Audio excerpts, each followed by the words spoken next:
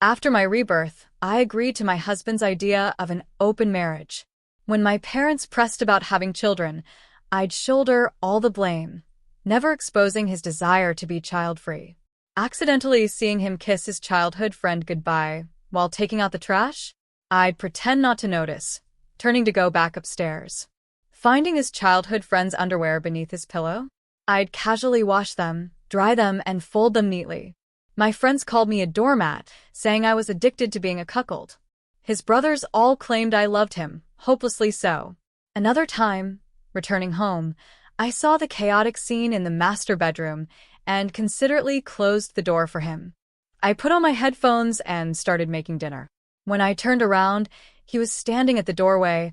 I don't know when he got there, his handsome face clouded with fury. "Delia Jones, where's your old pride?" I acted as if I hadn't heard him, turning back to stir-fry the vegetables. A bitter taste, however, lingered in my heart. Pride? I simply didn't want to repeat the tragedy of my previous life. As the last dish, one of Ryan's favorites, was placed on the table, Khloe Knight was just buttoning the last button of her shirt in front of the mirror. She turned, her face unable to hide a smug satisfaction and challenge. "Delia, I like this jacket. Can I have it?" I instinctively looked at the man by the table. For the past half hour, his face had been dark. He was the one who suggested an open marriage a year ago, yet now he was the one displeased. Sure enough, as soon as I agreed to give Khloe the jacket he'd given me, his expression grew even darker. He violently kicked the table leg, sending soup spilling across the floor. "Get out!" Khloe's face subtly changed. She took off the jacket. As she brushed past me, she murmured mockingly, watching me mop the floor. "Delia Jones, what's the difference between a woman like you and a doormat? I really don't know why Ryan married a doormat like you." In my previous life, I had pondered that question too. Ryan was the eldest son of the Jones family, showered with attention and power since childhood. In contrast, the Davies family was just a small, independent household. In my past life, until my dying breath, I agonized over whether Ryan loved me, and why he married me. If he loved me, why did he treat me that way?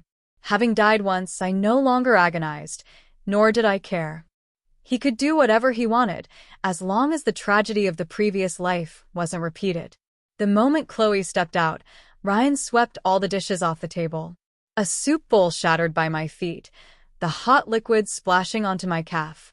A burning pain spread all the way to my heart, making me gasp. Yet, even then, I didn't lose my temper.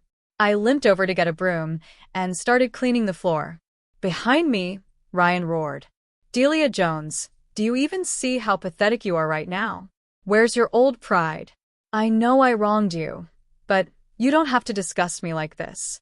I paused, turning back, my eyes numb to indifference. "Isn't this what you wanted?" The man's eyes were bloodshot. He took a deep breath and said, "Delia Jones, you're really something.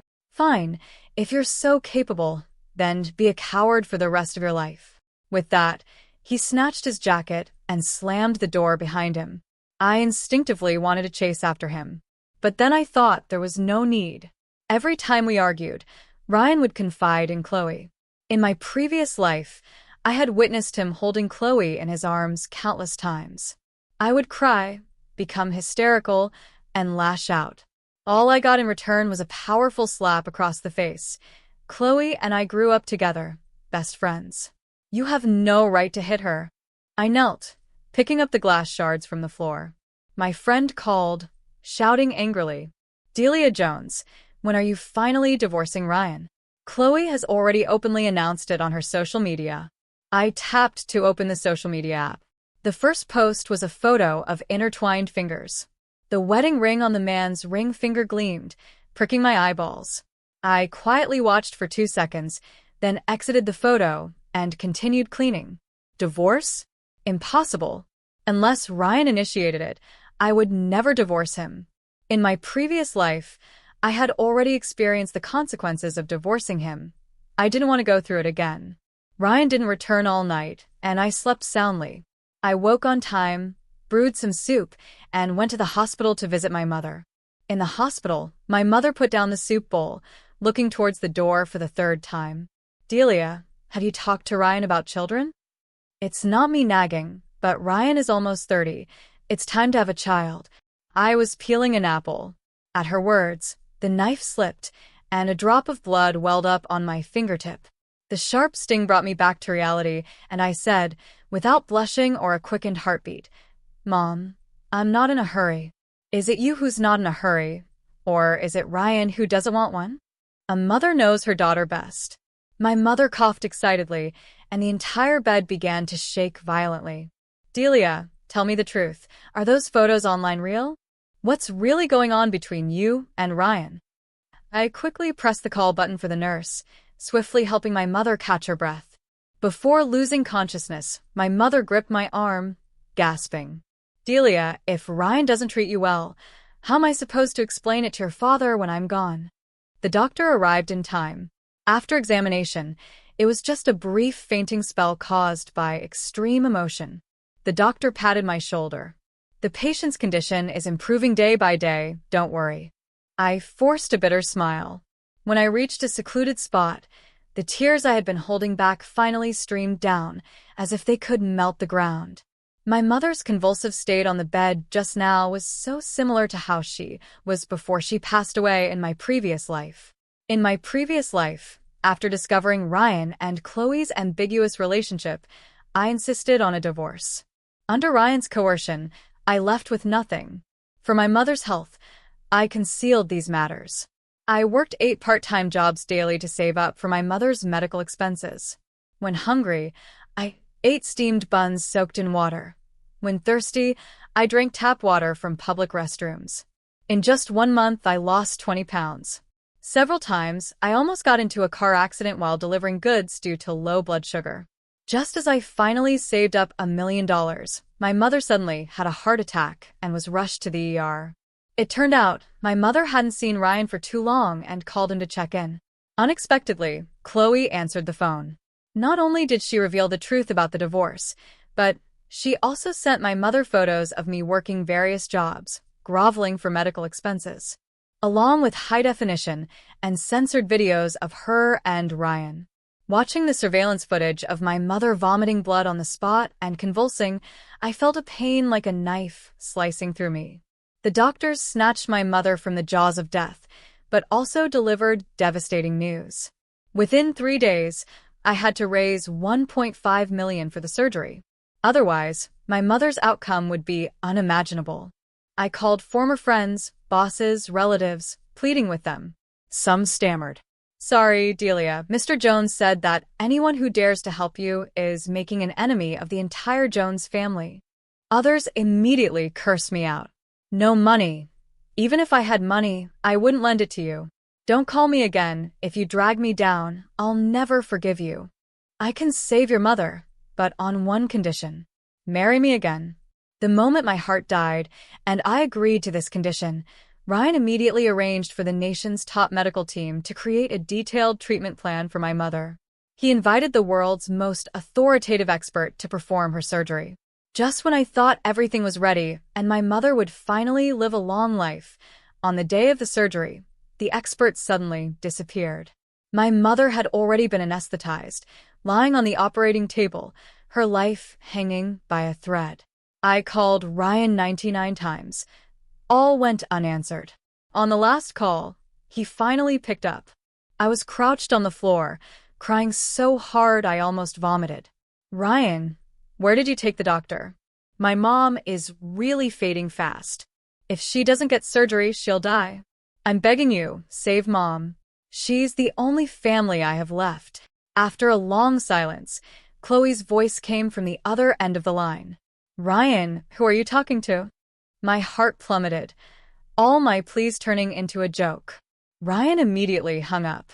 At the same time, the hospital finally urgently transferred a doctor from another hospital who could take over the surgery. Unfortunately, it was still too late. In her last moments, my mother gripped my hand, vomiting blood, her body trembling violently. Delia, don't cry. Mom will always watch over you from heaven. Mom's little Delia, you must be happy. I held my mother's urn, walking like a zombie, aimlessly through the deep winter streets.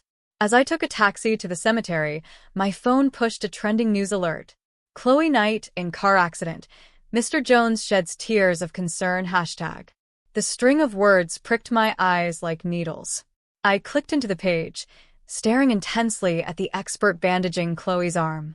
My hands trembled, unable to hold the urn steady. Just because Khloe had a scraped arm, Ryan took away the expert, personally cutting off my mother's chance at life. I stood in the freezing snow, laughing hysterically, tears covering my pale face. Reborn into this life, I dared not gamble, nor would I.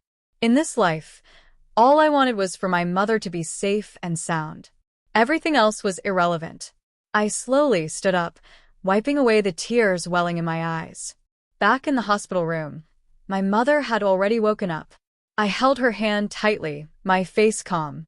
"Mom, it's really me who doesn't want children. It has nothing to do with Ryan, nothing. Those photos online are just rumors and fabrications. Don't believe them. Ryan and our relationship is very good." After comforting my mother and returning home, it was already 8 in the evening. Ryan unusually was home before me. He reeked of alcohol, lying on the sofa, muttering something. I habitually went into the kitchen to make him a bowl of hangover soup. As I blew on it to cool it before feeding him, he suddenly cupped my face. His hazy, drunken state reminded me of how, in my previous life, he had called out Khloe's name while he was with me. I, who never suffered from insomnia, spent the entire night awake, checking his phone for the first time. Those explicit photos and videos were like countless sharp knives, carving through my heart, leaving it raw and bleeding. Delia Jones. The unexpected name made me freeze. The next second, I was pinned to the sofa by Ryan. His drunken eyes gleamed frightfully, as if they could see through everything I was thinking. "Delia Jones." He spoke again, his voice carrying a subtle hint of complaint. "Do you really still love me? I somehow feel like you don't care about me as much as you used to." Just as I didn't know how to answer, Ryan buried his face in my ear, his voice a whisper, but remarkably firm. "No, you can't not love me. You just care about me too much, which is why you've become like this." My heart felt like a spilled spice cabinet, complex and chaotic. Only one thing was clear. The Delia Jones who loved Ryan had long since died. The next morning, Ryan immediately forgot what he said while drunk, spending a long time alone in the attic. As I just finished setting breakfast on the table, he rushed down the stairs, fire blazing in his voice. "Delia Jones, where are those paintings?" I paused, feigning ignorance. "What paintings?" At my words, his angry, somewhat contorted face was inches from mine. "Of course, it's the paintings your father left in the attic. Besides you, who would touch that rubbish?" The last 2 words slammed heavily into my battered heart. A hint of sarcasm flickered in my eyes. In his eyes, those paintings were indeed rubbish. In Khloe's eyes, this rubbish was enough to gain her significant recognition in the art world. In my previous life, my mother had barely been buried when Khloe, using my father's paintings, held a solo exhibition, her popularity soaring, earning her the title of a genius calligrapher. I instantly recognized the paintings in the live stream, the ones that had accompanied me day and night, giving me reason to carry on. Enraged, I took a taxi to the exhibition and caused a huge scene. When reporters asked Ryan if the paintings were Khloe's work, he unhesitatingly nodded. I saw Khloe create them with my own eyes. As for my ex-wife, he looked at me, a fleeting hesitation in his eyes, replaced by complete ruthlessness. "It's just because she's resentful after our divorce and is maliciously seeking revenge, trying to ruin my best friend." Overnight, I was slammed on social media. Every day, people would throw dog blood at my rental door. Some even found my parents' graves, kicking and spitting on their tombstones. In despair, I lost the will to live and swallowed an entire bottle of sleeping pills. But Ryan had me rushed to the hospital and revived. His eyes red, he desperately clutched my hand. "Delia, let's stop fighting." "Never again." I nodded. As he left the hospital to buy my favorite peach crisps, I jumped from the top floor, landing right in front of him. In this life, I not only had to protect my mother, but also my father's legacy. I said, expressionless, I already threw away those paintings. Ryan's eyes widened. Are you crazy? Who told you to throw them away? Go get them back immediately. Khloe needs them urgently. But no matter how anxious he became, I maintained an unconcerned demeanor. Watching his furious, retreating figure, I let out a long breath, and the heavy stone that had been weighing on my heart finally fell. As usual, I prepared dinner and went to the hospital to visit my mother. On the way, a trending live stream with over 100 million views caught my eye. Khloe Knight, calligraphy genius hashtag. This headline hit me unprepared.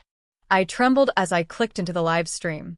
When I saw my father's paintings hanging in the main exhibition area, with Khloe's name attached, I felt as if plunged into an ice cellar, as if I had returned to that long, snowy night when my mother died in my previous life.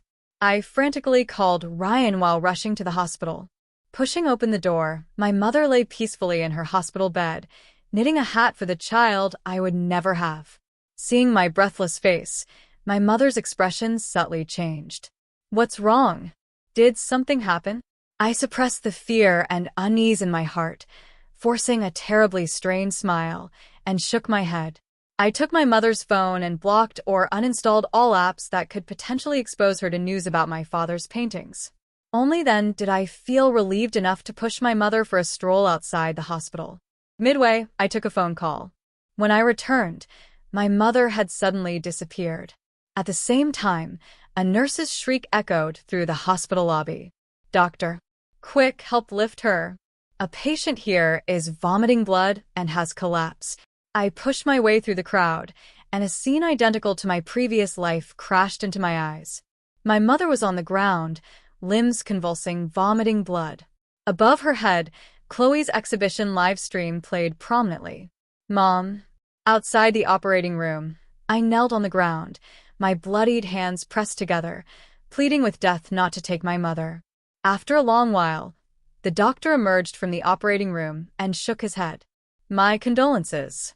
The world spun, and I collapsed to the ground, my face ashen. As I walked out of the hospital entrance, holding my mother's urn, Khloe's exhibition had concluded perfectly. Ryan stood by her side, like a perfect couple, utterly matched. I felt no hatred, no anger, only a numb despair, an emptiness deeper than death. It seemed, even given another chance at life, I couldn't protect what I wanted to protect. Now I had nothing left to lose. Ryan, goodbye. No, never again. My mother's dying wish for me to be happy echoed in my ears. I looked down and drafted a scheduled divorce text message. Congratulations, you are finally free of me forever. Then, carrying a simple suitcase, I vanished into the night. After the exhibition, Ryan took out his phone and immediately saw 9 missed calls. He instantly guessed I must have seen the live stream. He thought for a moment, then called me back. The call, once answered instantly, now went to voicemail.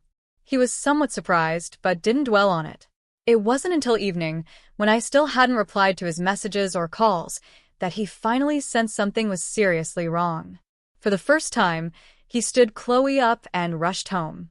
Seeing the dark, empty villa and the deserted wardrobe, his unease finally spiraled into panic. Ryan called me again. The result was evident. I still didn't pick up. That's when he realized I might have blocked him. This realization made Ryan feel as if a piece of his heart had been violently ripped out. He had never felt such pain before. In truth, from the moment he proposed an open marriage, I didn't get angry, but rather accepted the suggestion as if I'd known all along, and promptly began acting on it. When he first kissed Khloe goodbye downstairs, right in front of me, and when he first called out Khloe's name while we were together, he had wondered what my reaction would be. Anger, sadness, hysteria, or perhaps hatred. None of these. I remained exceptionally calm, as if I had already experienced it all before. He felt a sense of panic, of unease. But everyone around him, my friends, and even he himself, believed the same thing. I was simply too in love with him, which was why I willingly accepted the current arrangement. I was just too afraid of losing him. Everything now had completely exceeded Ryan's expectations. I had never failed to reply to his messages, let alone blocked him or left home. Ryan continued to contact me while also reaching out to his assistant to track my current location. No matter what it takes, even if you have to tie her up, bring her to me. He hung up the phone and collapsed onto the sofa. The air, devoid of the familiar smell of dinner, was filled with a sense of dead silence, an unfamiliar scent. This uncontrollable, unfamiliar feeling caused a deep irritation within him. He stood up, pacing back and forth in the cold, empty living room. His fingers furiously tapped on the phone screen.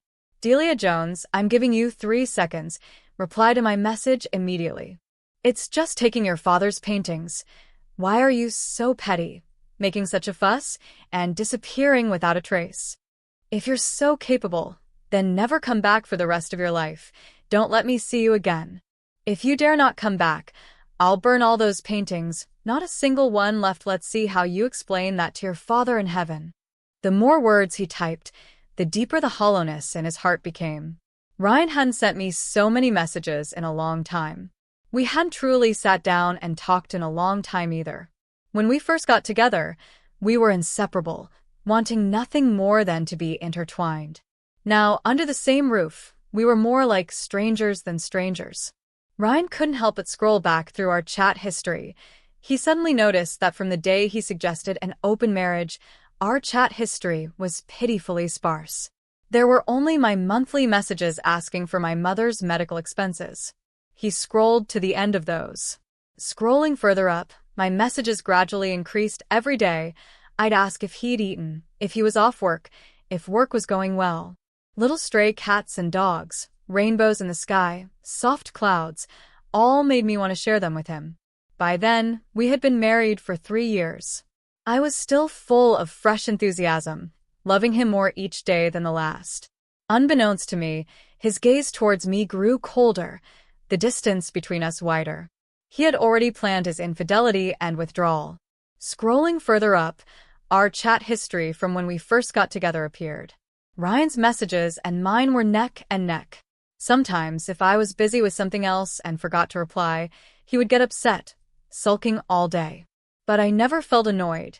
Instead, I felt happy, because I believed he cared about me. Scrolling to the very end, Ryan's gaze suddenly froze on our very first message. Hello, I'm the guy who just found your meal card. My name is Ryan Jones. May I get to know you? Everything seemed to return to the starting point. He found my meal card, and with it, began a courtship that was neither long nor short. I, in turn, felt like the happiest woman in the world. Unfortunately, none of this could return to the starting point. The Ryan who loved me had long since died. Or perhaps he had never truly been alive. Perhaps he never had any love for me at all. The further Ryan scrolled, the redder his eyes became. Finally, a single hot tear fell onto the phone screen, and he suddenly snapped back to reality, as if waking from a long dream. The screen lit up with a familiar name, Khloe Knight. It perfectly covered all of our chat history. This was the first time Ryan felt Khloe was annoying, especially annoying. But he still answered the call. From the phone, Khloe's anxious voice came through. Ryan, where are you? I didn't see you at the restaurant. Didn't we agree? As soon as the exhibition was over, we'd go for dinner, and after dinner, you'd come to my place. I bought some new gear. Haven't you always wanted to try it out? Khloe. Ryan had never felt so tired. He found it difficult to even take a single step. Khloe heard the hoarseness and exhaustion in his voice, and immediately concluded. Ryan, did Delia see the exhibition and argue with you? What did she say? Let her tell me. The paintings were mine to take. It has nothing to do with you. And I think since Uncle Davies is gone, those paintings sitting there are a waste. It's better to give them to me. One can carry on their legacy and let more people see them. Surely, Uncle Davies in heaven would be very grateful to me. Ryan had never found Khloe's words so grating, so awkward. He took a deep breath. Bring those paintings over. Khloe instantly became wary. Bring them over for what? Are you going to give them back to Delia Jones? No, Ryan, I've already promised several organizers to attend calligraphy exhibitions in their cities. If you take those paintings, what will I do? Did Delia force you? Ryan, I'll apologize to her. Tell her I'm sorry. Please beg her for me. Don't do this to me. Those paintings are really important to me. Ryan remembered some scenes again. When I was sad, my favorite thing to do was take out those paintings and look at them for a very long time, as if that could make the deep-seated grievances disappear. In the past, I had told him more than once, Ryan, these paintings are the most important things my father left for me in this world. I can't live without them. They are a part of my life. What had he done? He had taken a part of my life. Ryan felt remorse again, and his tone unconsciously grew harsher. I told you to bring them, so bring them. Those paintings originally belonged to Delia Jones. To her, they are far more important than you are. This was the first time he had spoken so harshly to Khloe. The other end of the phone fell into sudden silence. Ryan, however, didn't feel he had done anything wrong. Those paintings were, for me, indeed more important than Khloe. And he and Khloe had taken them without asking, which was no different from stealing. But he understood all this really too late, too late. Ryan took a deep breath, finally issuing a directive. Within half an hour, I want to see those paintings, not a single one missing. If one is missing, you know my methods. Before Khloe could throw a tantrum, he hung up the phone first. Then, he slumped onto the sofa, his brow throbbing with pain. Khloe didn't dare waste time. She knew Ryan's methods. It was well known that Ryan was the eldest son of the Jones family, but the Jones family didn't have only Ryan as a child. His father and mother were both notorious for their promiscuous ways. His father had countless illegitimate children outside of marriage, and his mother had several godsons and goddaughters. Growing up, Ryan was not only unhappy but also constantly had to guard against his parents abandoning him. As an adult, it was even worse. He bore the family's mission and had to evade the overt and covert attacks of those illegitimate children. Along the way, Khloe had seen him countless times how he dealt with those who disobeyed his orders. She didn't dare to test him. In less than 10 minutes, she rushed to the Jones residence with the paintings. However, she carried a bit of a temper. When Ryan opened the paintings and meticulously checked them, he discovered a large, unidentifiable stain on the one I cherished most, and instantly became furious. What is this? Didn't I tell you to protect these paintings carefully? How did they get like this? Khloe's shoulders jolted from the shouting. She turned to look at Ryan's expression. Only then did she realize things seemed even more serious than she had imagined. She couldn't help but swallow, explaining somewhat guiltily. Ryan, I didn't mean to. My assistant accidentally spilled coffee when putting them away. I've tried everything to fix it, but as you can see. At this point, Ryan couldn't tell if Khloe was lying to him. He could only use his connections and resources to find the best restorer for this painting. Just then, Khloe suddenly realized how eerily quiet the house was. Neither the master bedroom upstairs nor the kitchen had lights on. A bold idea sparked in her mind, and she tentatively asked, Ryan, where's Delia? Ryan didn't speak, his face clouded with gloom. Khloe couldn't hide the joy on her face. She had a temper tantrum and ran away from home. How could she do that? It's just a few paintings of hers. It's not like they won't be returned. Ryan, you can't spoil this woman. Spoil her once, and I'll run wild. Ryan, if you're really upset, I'll apologize to Delia. Maybe then she won't be angry and will come back. But don't worry, she loves you so much. She'll only be gone for a little while. She'll definitely come back. For the first time, Ryan found Khloe's voice incredibly noisy, like countless mosquitoes buzzing in his ear, annoying him incessantly. However, he agreed with Khloe's last statement. I loved him, and I wouldn't come back. However, the next second, his assistant's call came in, completely shattering his naive belief. Mr. Jones, I just found out that this morning, your wife's mother passed away, and your wife sent a divorce agreement to your personal email. Meanwhile, I was already on a long-distance bus back to my hometown. The scenery outside the window sped by, much like the chaotic mess of my two lives. My phone vibrated nonstop in my pocket. Without even looking, I knew it must be Ryan. My mother's funeral was simple, with only a few distant relatives coming to help.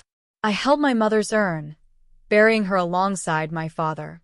In the photo on the tombstone, my mother's smile was kind and gentle, but I knew she hadn't found peace even in death. As soon as I returned to my temporary rental, my phone rang again.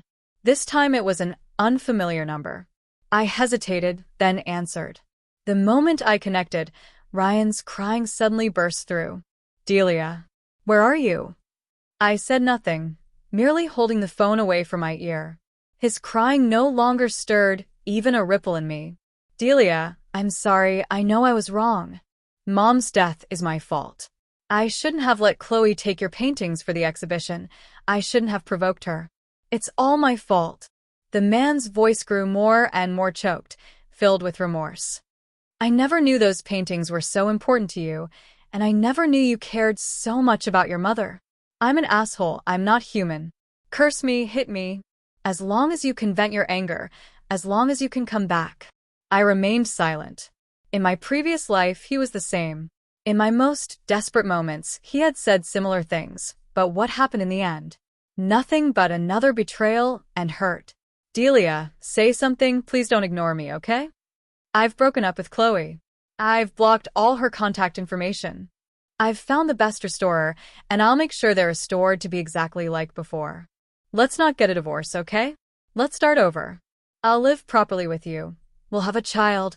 I'll listen to everything you say. I'll do whatever you ask." The once arrogant eldest son of the Jones family seemed to have disappeared. But I knew in my heart that this was just his temporary panic. Once he calmed down, everything would return to square one. Seeing that I remained silent, Ryan began to threaten me, just like in my previous life. "Delia Jones, if you dare to divorce me, I'll burn all of your father's paintings so you'll never see them again. I'll also have the Jones family use all their connections to make sure you can't stay anywhere, leaving you with nothing, nowhere to turn. I'll even go to your parents' graves and tell them you're unfilial, that you wronged them, so they can't rest in peace even underground." His words were like sharp knives, trying to stab into my heart. But my heart had long since died. Those threats held no meaning for me anymore. "Ryan," I finally spoke, my voice chillingly calm. "If you don't agree to the divorce, then I'll die." The other end of the phone fell into instant silence. After a few seconds, he finally reacted, his tone terrified. What did you say?" "Don't scare me." "I'm not scaring you." My tone remained calm. "If I can't get a divorce, if I can't completely escape from you all, then living has no meaning for me. Don't push me, Ryan. I mean what I say." On the other end of the phone, Ryan's broken sobs were even more intense than before. "No. "Delia, don't do this. I agree to the divorce. I agree, all right? Don't do anything foolish. Please give me another chance, just one. I really will change. I'll never hurt you again. Just don't die." I just listened quietly to his crying.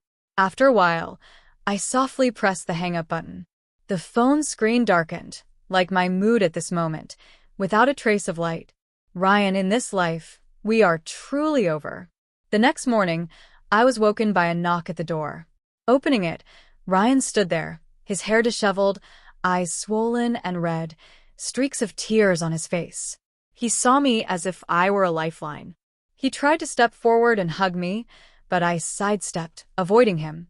He froze, then cautiously spoke. "Delia, I'm here. I really have broken up with Khloe completely. I've blocked all her contact information, and I'll never have any contact with her again." He took a document from his bag and handed it to me. His is a statement of us ending our relationship. I've already signed it, see? I didn't look at the document, just watched him with a detached expression. "Delia, let's go back to our homie, okay? I know I've done a lot of wrong things in the past. I truly regret it, and I'll spend my whole life making it up to you. Please don't divorce me. Don't leave me." His tears fell again, rolling down his cheeks and dripping onto the ground. "If you don't agree, I'll jump into the river," he suddenly shrieked. A look of desperation in his eyes, he pointed to a small river nearby. "I mean what I say. If you don't come back with me, I'll jump in right now." My heart felt no ripple. Such threats did not affect me anymore. I turned, closed the door, and left him outside. Delia. Ryan hammered on the door frantically, his voice growing louder and louder. "Open the door. If you don't open it, I'll really jump." I ignored him, returning inside and sitting on a chair. I closed my eyes, my mind filled with images of my parents when they were alive. The cries from outside continued for a long time, then gradually faded. Just when I thought Ryan had left, I found him still crouching by the door. For the next few days, he remained by my doorstep, exposed to wind, sun, rain, and frost, never leaving. During the day, he sat by the door, silently watching my apartment. At night, he curled up by the door, covered only by a thin jacket. Every day, I went out to buy groceries and go to work. I ignored him, acting as if he wasn't there. When he saw me, he no longer cried or threatened. He just watched me leave in silence, and then waited silently for me to return. During this time, Khloe's scandal also broke. Someone exposed that the paintings in her exhibition were not her own work, but my father's. The news caused an uproar online. Netizens accused her of plagiarism and deceiving the public. Her persona as a calligraphy genius completely collapsed, and she was blacklisted across all platforms. All commercial collaborations were cancelled, and she faced massive compensation claims. Desperate, Khloe found her way here. She saw Ryan crouching by the door, as if he were a savior. "Ryan, save me. I know you won't abandon me. Please help me resolve these troubles, okay?" Ryan looked at her, his eyes filled with disgust, his voice devoid of any warmth he once had. "Get out. I have nothing to do with you anymore.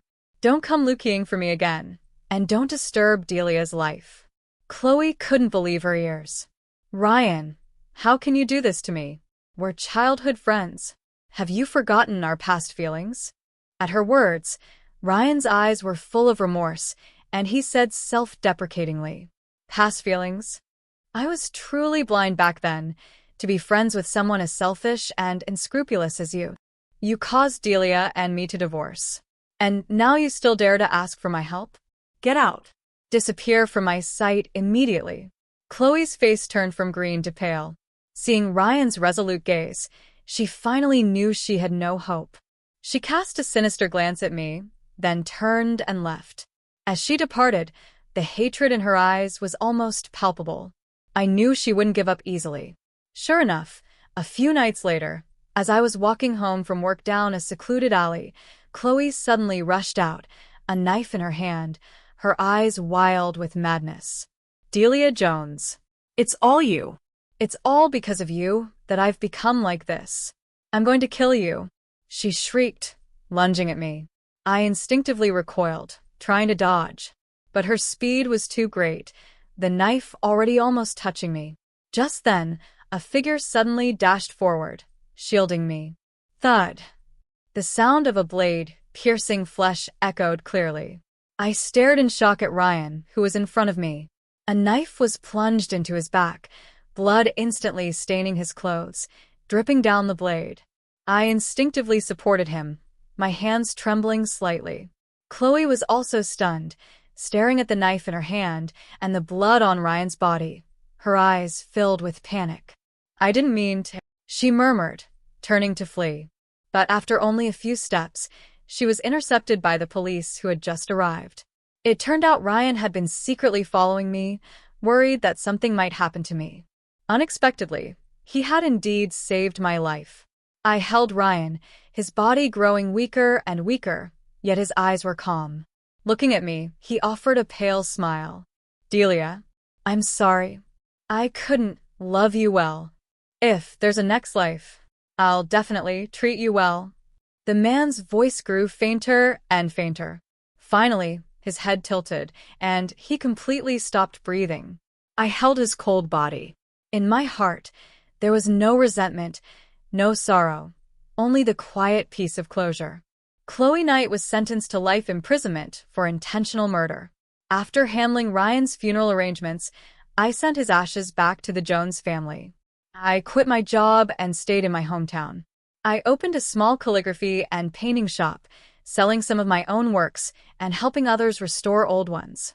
Every day, I would visit my parents' graves, clean them, and speak my heart to them. I finally let go of all hatred and obsession, began to live my life fully. The end.